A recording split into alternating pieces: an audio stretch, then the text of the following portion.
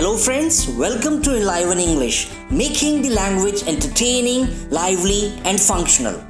Before we start discussing the prepositions of state or condition and separation, fill in the blanks with right prepositions in the following sentences.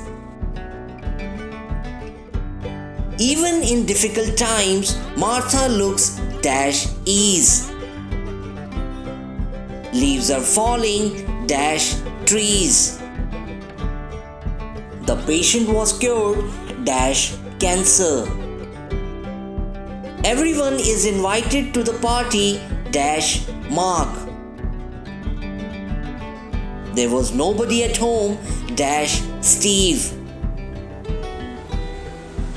So what's your score? 5 out of 5? Even if it is not, it surely will be, as we discuss in detail all prepositions of state or condition and separation, and fill in the blanks with the right ones. Friends, my name is Hemant Singh Rana and it's time to begin the journey of learning.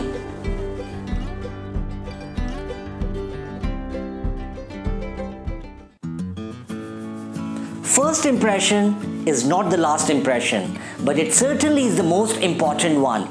Whenever we see someone or something, the first impression is created by its current state, condition or appearance. For example, the moment you saw me on the screen, your first impression might be, he looks comfortable or anxious, fluent or tongue-tied, formal or casual, and so on.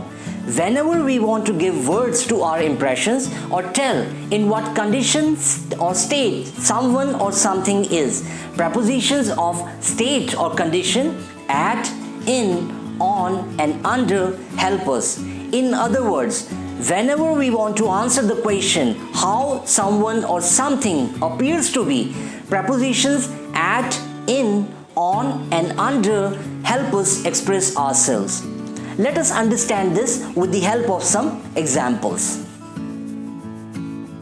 Even in difficult times, Martha looks at ease.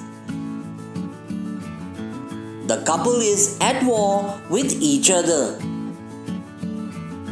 This building is under construction. Many people are under house arrest.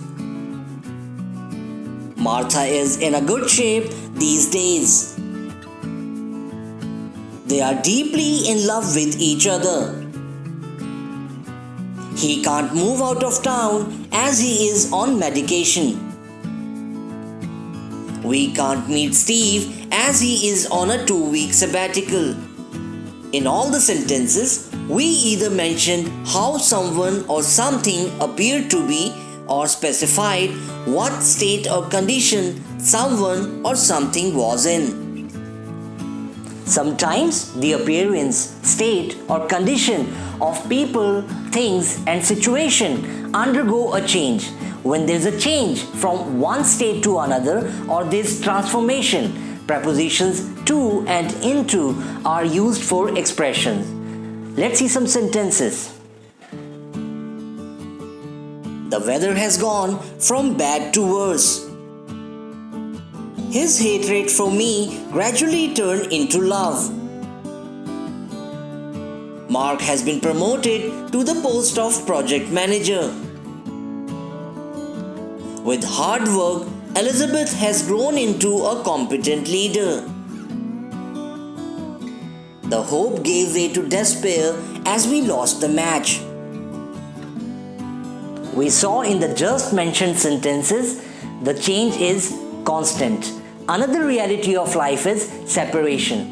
Whenever things or people get separated, detached, or someone is deprived of something, prepositions from, of, and of are used for expression. Let's see how.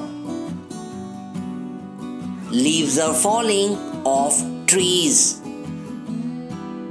The ruling party was ousted from power in the elections. I was robbed of my valuables.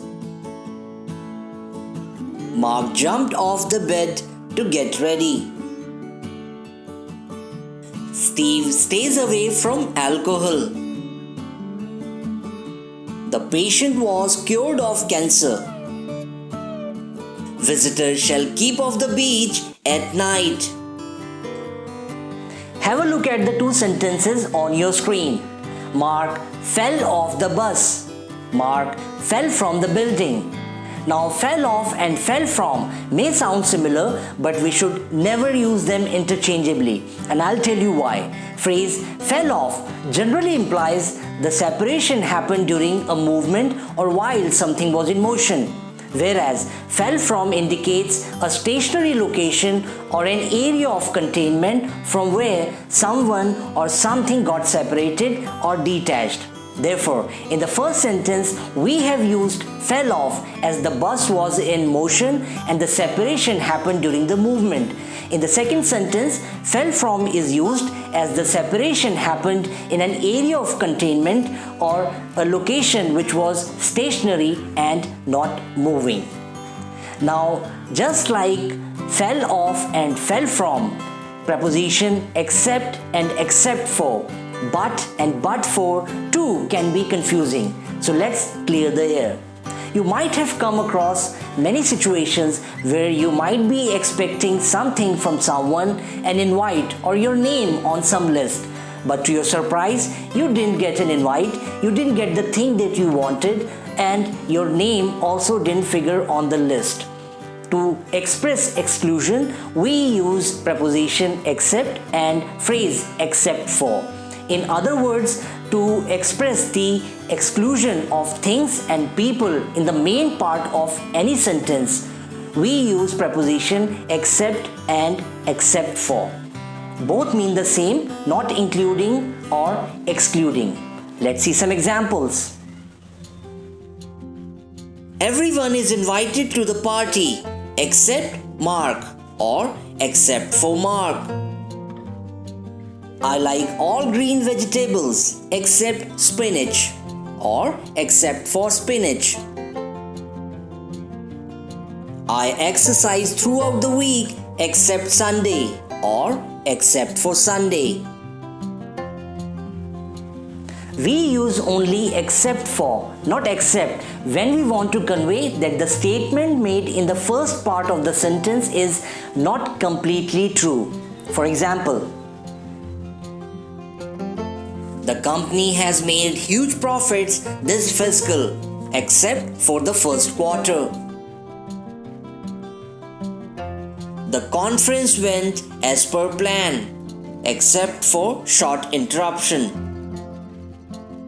It has been bright and sunny all week, except for light rain on Monday. In all the sentences, it's not about exclusion, but something not completely true. And that's why we have used except for. We also use but as preposition to mean except, mostly after negative words no, none, nobody and nothing. As in, I could see nothing but light coming under the door. None but Mark can complete this project on time. There was nobody at home but Steve. we use phrase but for to show contrast. It is different from except for.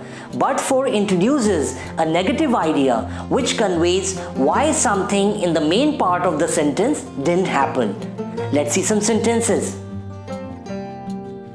The farmers would have had a bumper harvest, but for the heavy rains. I would have definitely reached on time, but for the traffic. I would have played the game, but for the injury. So friends, that's it in this lesson. I hope you would have got the answers to the questions that I asked you in the beginning. I believe now you would be able to use prepositions of state or condition and separation confidently. In the next lesson, we will talk about prepositions of measure, standard, rate and value. I'll be back with you soon. Till then, keep learning and keep improving. Goodbye.